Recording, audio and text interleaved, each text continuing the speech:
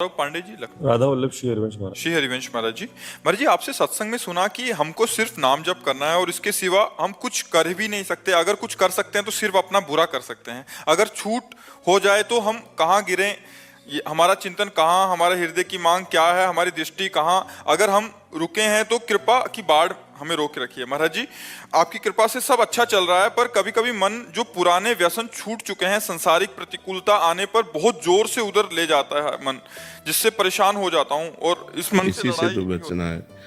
नवीन कुसंग से और पूर्व संस्कार से हमारा युद्ध होता रहता है। जैसे नवीन कोई हमने दृश्य देखा, कोई बात सुनी, कोई भोग सानिध्य हुआ तो भोगने की इच्छा हुई। नवीन कामना, भोगे हुए भोगों की तृष्णा, यही से तो युद्ध होना है कि वो भोगा था, अच्छा लगा था, ये मन चिंतन करवा करके उधर ले जाना चाहता है। उसी समय ना, अब नहीं, अब लो नशा नहीं। यद्यपि बहुत बुरा लगेगा, मन को बहुत बुरा लगेगा, वो आपको जलाएगा और उस जलन को सह जाना ही अध्यात्म है। यम ही न व्यथ्यन्ते ते पुरुषम पुरुषर्षभ। जो मन के द्वारा दी हुई व्यथा से परास्त नहीं होता, व्यथित नहीं होता का मतलब परास्त नहीं होता। जैसे हम आपसे मिलना चाहते हैं और कोई हमें सुख मिला है आपसे, अब मन विवश करेगा आपके पास चलना नहीं, अगर गलत है नहीं, मुझे जाना नहीं। अब वो जलाएगा, ना भजन में लगेगा, ना कहीं नहीं लगेगा, बस वो बार बार वही प्रश्न करेगा, वहीं चलो वहीं चलो। वो बार बार वही भोग मांगेगा, हमको बार बार कर नहीं, तू चाहे मार डाल, मैं नहीं जाऊँ, कुछ भी कर, राधा राधा राधा। वो थोड़ी देर जलन देगा, शांत हो जाएगा। फिर दोबारा जब उठेगा तो पहली बार 15 मिनट जलन दी थी, अब की बार 10 मिनट जलन देगा, फिर 5 मिनट, फिर 2 मिनट, फिर सदा सदा के लिए राधे राधे हो जाएगा। पर इतनी क्षमता रखनी पड़ेगी कि उसके इस वार को सहना पड़ेगा। उसका स्वभाव है प्रमथन, मन को मत डालना, एकदम व्याकुल, यार सब बाद में देखेंगे, पहले ये खा लेते हैं, पहले ये भोग लेते हैं, पहले ये पी लेते हैं, पहले ये देख लेते हैं। उसका ऐसा स्वभाव है। मन के स्वभाव को सह जाना यही साधुता है। सहत सहत बाढ़ भगति गृह तन गुरु हितगार। जब ना सहन हो तो रो पड़ो, भगवान को साक्षी करके, हे नाथ आप देख लो हमारी दुर्दशा होने के लिए ये क्या मन कर रहा, प्रभु आप संभालो, मुझे सामर्थ्य दो प्रभु। उस समय प्रभु को पुकारे, उस समय नाम कीर्तन करने लगे, उस समय सत्संग सुनने लगे, उस समय किसी साधक से बातचीत करने लगे। एकांत में तो फिर टिक पाना बड़ा मुश्किल है।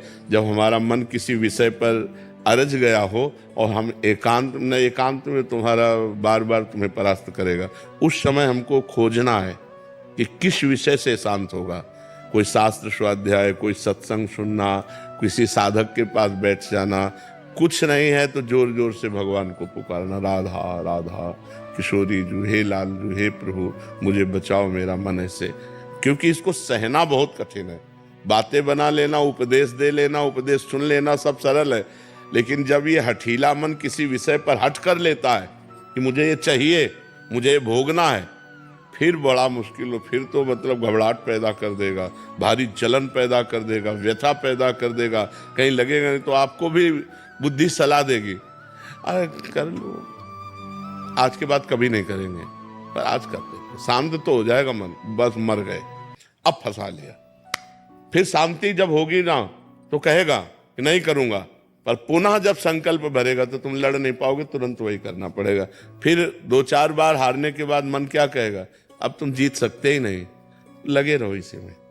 फिर वो जीव कि यार साल भर तो हमने छोड़ा था, फिर यार हम नहीं छोड़ पाए, फिर हम गिर गए। पहला जो विषय छोड़ा है उसको चांस मत दो। अगर चांस दिया तो फिर तुम्हें चांस नहीं देगा वो जीतने का, ये पक्का समझ लो। पूरा जीवन का जीवन निकाल देगा और आपकी हिम्मत नहीं पड़ेगी कि उससे आप लड़ सको। और एक बार लड़ना सीख गए, एक बार परास्त कर दिया तो आपके अंदर आनंद उठेगा कि यार वो बात से हम बच गए, वो बात से हम बच गए। तो आप हर बात जो बुरी है उसको आप परास्त कर देंगे। ये अध्यात्म की बात है। थोड़ा इसमें सहन करना सीखना पड़ेगा। तितिक्षु भगवान आज्ञा करते हैं, मात्रा स्पर्शास्तु कौन्ते शीतोष्ण सुख दुखदा। ये जो है आगमा पाइनो अनित्यास्तास्तितिक्षस्व भारत, ये आगमा पाइना आने जाने वाले हैं, इनको तास तितिक्षस्व भारत, इनको सह मात्रा स्पर्शास्तु कौनते शीतोष्ण सुख दुखदा। ये जो गर्मी सर्दी अनुकूलता प्रतिकूलता लाभ हानि, ये नाना प्रकार की ये आने जाने वाली हैं। काम क्रोध लोभ ये वृत्तियां आने जाने वाली, टिकने वाली नहीं। इसलिए हे अर्जुन तुम इनको सहन करो, ये भोगने से नहीं शांत होंगी। और हमारी इंद्रियां चंचल हैं और मन इंद्रियों के अधीन है और बुद्धि मन के अधीन है, तो वो भी सलाह देती भोग लो। और अगर बुद्धि भगवान में लगी हुई है तो वो कहेगी नहीं गलत है, हम नहीं करने देंगे। तो अगर बुद्धि ना कर दे तो मन कुछ नहीं कर सकता फिर। लेकिन मन इतना बलवान है कि वो बुद्धि को अपने अधीन करा के दस्तखत करवा लेता है और इंद्रियों के साथ भी मनमानी विचरण करता है। इसलिए खूब नाम जप करो, सत्संग सुनो और सहन करना सीखो। जो सहन कर गया वही आगे बढ़ गया, जो टूट गया वो बिखर गया संसार में। अभी 6-7 दिन पहले ऐसे ही हुआ था कि मतलब जो व्यसन छूट चुके हैं पूरी तरीके से, तो कुछ ऐसी चीज़ें हुई, किसी से बातचीत कहा सुनी हो गई, तो मन बार बार उसी चीज़ों में ले जा रहा था। तो मतलब जैसे आप कहते हैं कि विचार आएगा फिर संस्कार बनाएगा फिर संकल्प होता है, तो वो हो ही गया था। फिर मुझे लगा अब मैं भ्रष्ट हो जाऊंगा तो भगवान से ये प्रभु अब नहीं हो पा रहा है, हमसे हम भ्रष्ट हो जाएंगे। उसी समय कुछ ऐसा प्रभु ने कृपा की कि हुआ तो क्रिया नहीं हो पाई किसी तरीके से, तो बच गए। अब जैसे महाराज जी मन में आता है कि अब जैसे दीक्षा आप कृपा हो रही है, आपकी कृपा से ही सब हो रहा है, वरना हम तो किसी लायक नहीं थे, हम तो कहाँ पड़े थे वो तो हमको ही पता है। आपकी कृपा प्रभु कृपा हुई तो अब जो उपासना मिली है वो आपकी कृपा से कर पाते हैं, हो रही है। फिर मन में ये अब डर लगने लगा है कि जैसे दीक्षा ले ली उसके बाद आगे चल के फिर ऐसा हुआ कहीं कुछ क्रिया।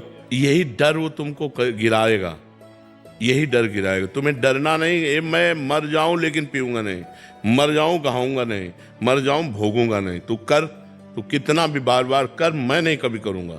कभी हट करके देखो तुम इतना डरपोक क्यों हो गए, इतना डर क्यों, डरोगे मार डालेगा।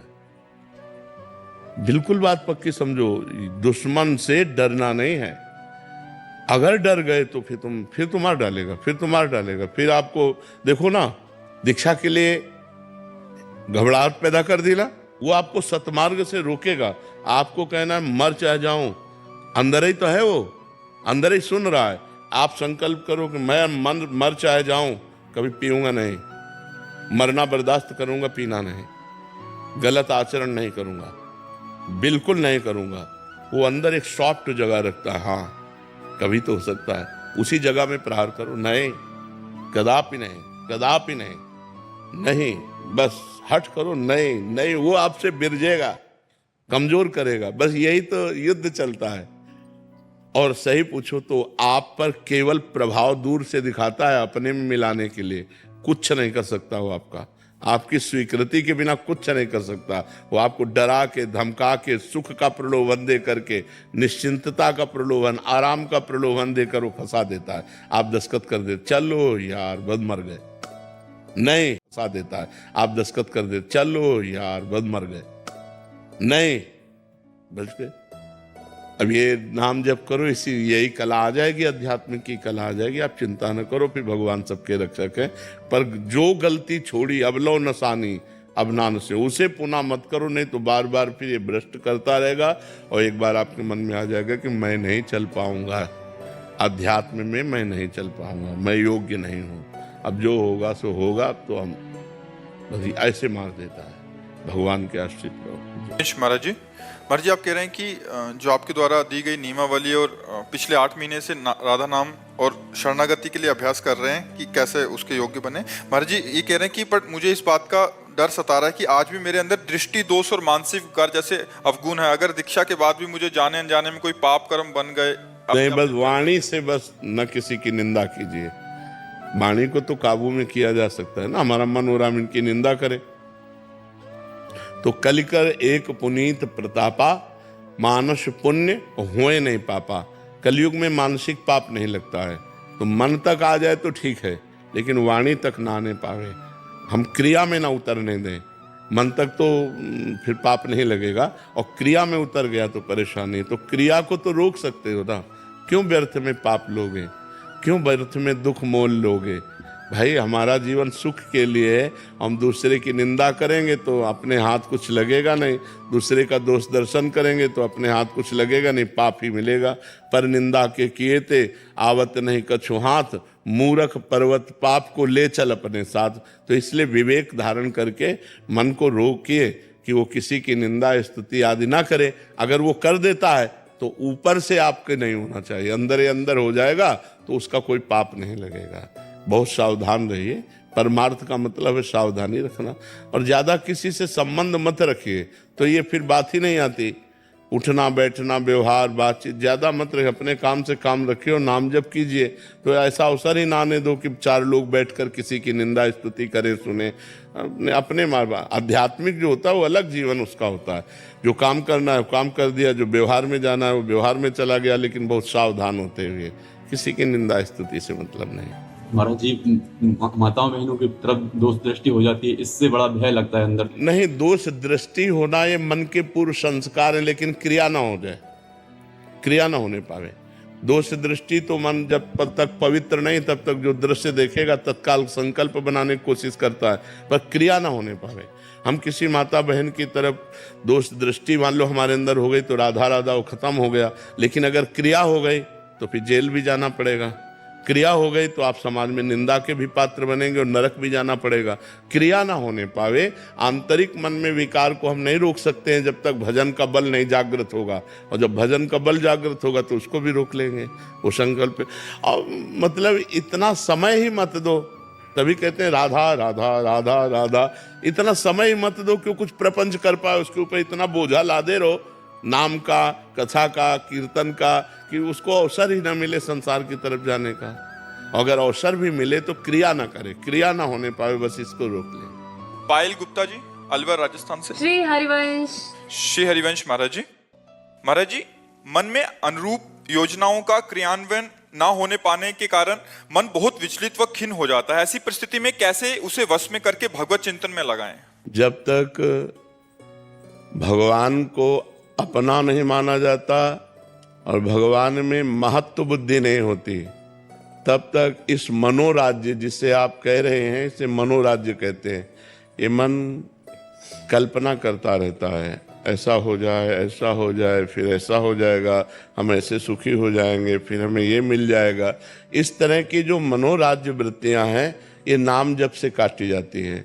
हम नाम जप का एक तार निरंतर ऐसा अभ्यास करें कि इसको संकल्प विकल्प बनाने का अवसर न मिले। अब रही अनुकूलता और प्रतिकूलता की बात, वो हमारे जीवन में आएगी, उसे काट नहीं सकते, क्योंकि शरीर की रचना पाप और पुण्य, शुभ और अशुभ कर्म से हुई है। तो इसके परिणाम में कभी शुभ कर्म का परिणाम सुख अनुकूलता आएगी, कभी अशुभ कर्म का परिणाम दुख और प्रतिकूलता आएगी। नाम जापक दुख और सुख को समान भाव से सहे, सुख दुखे समय कृत्वा लाभा लाभो जया जयो। जो लाभ और हानि में, जय और पराजय में, सुख और दुख में समान रखे, वो है भगवान का चिंतन, वो है भगवान का नाम, वो है भगवत आराधना। अगर अध्यात्म बल नहीं है तो सारा संसार सुख दुख में पिस रहा है।